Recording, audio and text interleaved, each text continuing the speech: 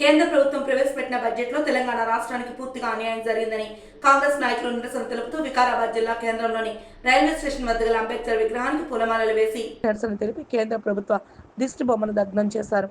ఈ సందర్భంగా జిల్లా అధ్యక్షుడు రామ్మోహన్ రెడ్డి మాట్లాడుతూ కేంద్ర ప్రభుత్వం తెలంగాణ రాష్ట్రం పట్ల సవతి తల్లి ప్రేమ అనుసరిస్తోందని, బడ్జెట్లో అభివృద్ధి కొరకు ఎలాంటి నిధులు కేటాయించలేదని, పూర్తిగా అన్యాయం చేస్తుందని ఆవేదన వ్యక్తం చేశారు.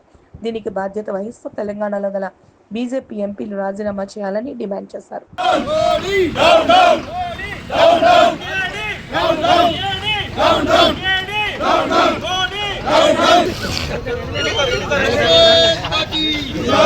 చెప్పి సందర్భంగా డిమాండ్ చేస్తా ఉన్నాం. దాంతో పాటు తెలంగాణ రాష్ట్రంలో తెలంగాణ ప్రజలు 8 మంది ఎంపీలను బీజేపీ ఎంపీలను గెలిపిస్తే మాటలు బంద్ చేసి మూతులు మూసుకొని ఇళ్లలో కూర్చొని కాంగ్రెస్ మీద అబండాలు ఇస్తున్నటువంటి బీజేపీ ఎంపీలు సిగ్గు మాలి రాజీనామా చేయాలని చెప్పి సందర్భంగా హెచ్చరిక చేస్తా ఉన్నాం.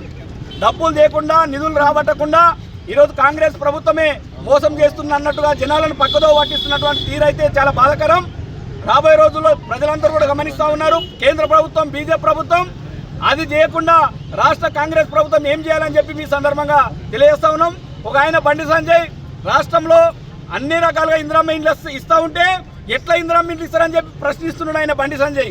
అయ్యా అన్ని వివరాలు ఇందిరమ్మ ఇండ్లు ఎట్లు ఇస్తారో మీరు తెలుసుకోండి, రాబోయే రోజులు ఎట్లు ఇస్తారో చెప్తారని కూడా ఈ సందర్భంగా తెలియజేస్తూ ముగిస్తున్నాం. మిత్రులు అందరికీ తెలిసిన విషయమే, మొన్న అంటే 1/2/2025 నాడు మరి కేంద్రంలో నిర్మలా సీతారామన్ గారు బడ్జెట్ను ప్రవేశపెట్టడం జరిగింది. కానీ మరి తెలంగాణ రాష్ట్రానికి సంబంధించి పూర్తిగా ఒక గాడిద గుడ్డు లేదంటే మొండి చేయి ఈ విధంగా చూపించినటువంటి పరిస్థితి ఈరోజు ఈ కేంద్ర ప్రభుత్వంలో ఉన్నటువంటి బడ్జెట్లో ఉన్నది. మరి ఎందుకు మీరు తెలంగాణ రాష్ట్రానికి బడ్జెట్ కేటాయించడం లేదు అని ఈరోజు మేము బీజేపీ ప్రభుత్వాన్ని, కేంద్ర ప్రభుత్వాన్ని, అదేవిధంగా నిర్మలా సీతారామన్ గారిని సూటిగా ప్రశ్నిస్తూ ఉన్నాం. మరి అదేవిధంగా వీళ్ళు రాజకీయం చేయడానికే ఇక్కడ ఉన్నటువంటి తెలంగాణ రాష్ట్రంలో ఉన్నటువంటి కాంగ్రెస్ ప్రభుత్వం దాన్ని చిన్నచూపు చూడడం, అది మా పార్టీకి సంబంధించిన ప్రభుత్వం కాదు, అది కాంగ్రెస్ ప్రభుత్వం ఉన్నది కాబట్టి దీని వివక్ష చూపించాలి, ఇక్కడ కూడా డెవలప్మెంట్ జరగనియొద్దు, పూర్తిగా వీళ్ళని చిన్న చూపు చూసి వీళ్ళకి బడ్జెట్ కేటాయించవద్దు అనే ఒక దురుద్దేశంతోనే మరి ఈరోజు బడ్జెట్ కేటాయించకపోవడం. మరి ఏ విధంగా కూడా ట్రిపుల్ ఆర్కు మనం అడగడం జరిగింది. ముఖ్యమంత్రి మన తెలంగాణ రాష్ట్ర ముఖ్యమంత్రి వర్యులు యనమల రేవంత్ రెడ్డి గారు పలుమార్లు కేంద్రానికి వెళ్ళి మరి అక్కడ అమిత్ షాని కలిసి, మోడీ గారిని కలిసి, అదేవిధంగా నిర్మలా సీతారామన్ గారు కలిసి మరి ట్రిపుల్ ఆర్కు కూడా ఫండ్స్ ఇవ్వాలని చెప్పడం జరిగింది. అదేవిధంగా మెట్రో రైలు కూడా ఫండ్స్ ఇవ్వాలని చెప్పి అడగడం జరిగింది. మరి ఏ విధంగా ఏ ఒక్క దానికి కూడా ఫండ్స్ కేటాయించకపోగా మళ్ళీ వాళ్ళు తెలంగాణ రాష్ట్ర ప్రజలు ఈరోజు కాంగ్రెస్ పార్టీకే కాదు మరి బీజేపీ పార్టీకి పువ్వు గుర్తు కూడా ఓటేసిన సంగతి ఈరోజు కేంద్రంలో కూర్చున్నటువంటి నిర్మలా సీతారామన్ గారు, మోడీ గారు మర్చిపోతున్నారు.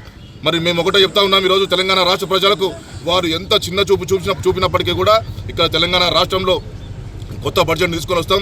మొన్ననే మన యనమల రేవంత్ రెడ్డి గారు ముఖ్యమంత్రి గారు మన బయట దేశాలకు వెళ్ళి అక్కడ నుంచి 1,78,000 కోట్ల రూపాయలు పెట్టుబడులు తీసుకొని రావడం జరిగింది. మరి ఈ విధంగా ప్రజలందరూ కూడా తప్పకుండా మంచి చూసుకుంటాం, మంచి డెవలప్మెంట్ చేస్తాం.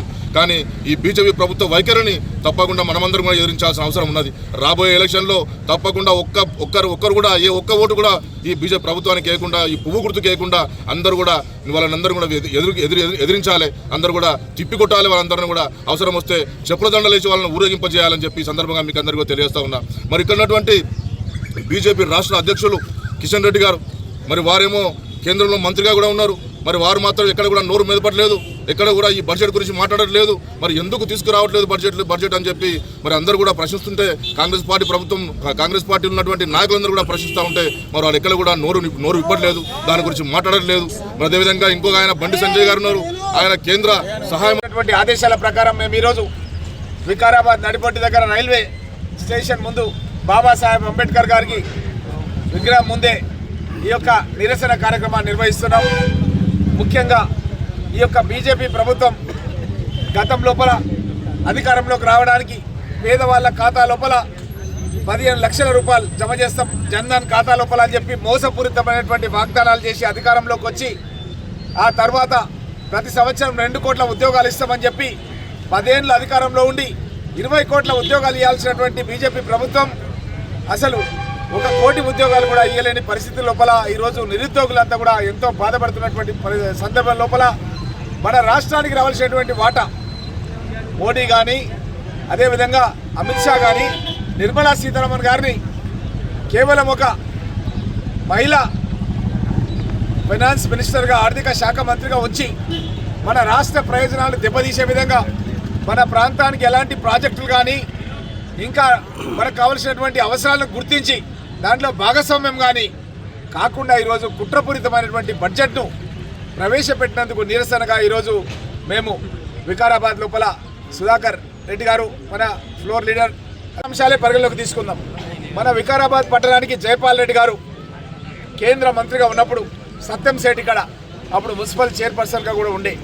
అట్లాంటి సందర్భం లోపల మనం శాటిలైట్ టౌన్షిప్ కింద కేంద్ర ప్రభుత్వం నుంచి నిధులు తీసుకొచ్చి మన ఎంపీగా ఉండి జైపాల్ రెడ్డి గారు మన వికారాబాద్ పట్టణ అభివృద్ధి గురించి కృషి చేయడం జరిగింది. మరి ఇప్పుడు బీజేపీ ఎంపీ ఉన్నాడు, బీజేపీ ప్రభుత్వం ఉంది కేంద్రం లోపల. మరి మన ప్రాంతానికి మన వికారాబాద్ జిల్లా కానీ చెవెళ్ళ పార్లమెంట్ కానీ ఏదైనా ఒక మున్సిపాలిటీకి నిధులు ఇవ్వాలా వద్దా? ఏ ఒక్క మున్సిపాలిటీ కూడా వాళ్ళు నిధులు ఇవ్వలేదంటే మన ప్రాంతం మీద ఈ యొక్క ఉత్తరాంధ్ర ఆధిపత్యం అనేది ఎక్కువైపోయింది. వాళ్ళు మన తెలంగాణ రాష్ట్రాన్ని పూర్తిగా చిన్న చూపు చూడడం జరుగుతుంది. అదేవిధంగా గతంలో నేను ఒక రైల్వే మినిస్టర్ను మునియప్పను పరిగికి తీసుకొచ్చి వికారాబాద్ నుంచి రైల్వే స్టేషన్ నుంచి Parigi railway station, Kodangal railway station, Narayanpet railway station, Makthal railway station, ఈ విధంగా కృష్ణా లైన్ వరకు కూడా శాంక్షన్ చేపించుకున్నాం.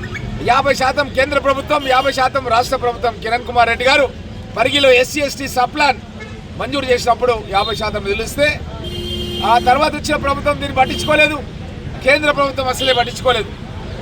మళ్ళీ ఇప్పుడు మేము గౌరవ ముఖ్యమంత్రి రేవంత్ రెడ్డి గారు తను రైల్వే అధికారులను పిలిచి కూడా మాట్లాడాడు. నేనే చొరవ తీసుకొని మీటింగ్ కూడా అరేంజ్ చేసిన, శాసనసభలో మీటింగ్ అరేంజ్ చేసిన. సౌత్ సెంట్రల్ రైల్వేకి సంబంధించిన ఉన్నతాధికారులతో మీటింగ్ చేసి మీరు వెంటనే ఈ రైల్వే లైన్ను శాంక్షన్ చేయాలని చెప్పిండు. అదేవిధంగా ప్రధానమంత్రితో కూడా వీడియో కాన్ఫరెన్స్లో మాట్లాడుతున్నప్పుడు కూడా ఈ రైల్వే లైన్కు ప్రాముఖ్యత ఇవ్వాలి మా ప్రాంతానికి అని చెప్పి గౌరవ ముఖ్యమంత్రి రేవంత్ రెడ్డి గారు మాట్లాడాడు. అయినా సరే కేంద్రంలో మోడీ ప్రభుత్వం పూర్తిగా మన ప్రాంతాన్ని నిర్లక్ష్యం చేయడంలో భాగంగానే మన ప్రాంతానికి సంబంధించిన ప్రాజెక్టులు ఇవ్వట్లేదు.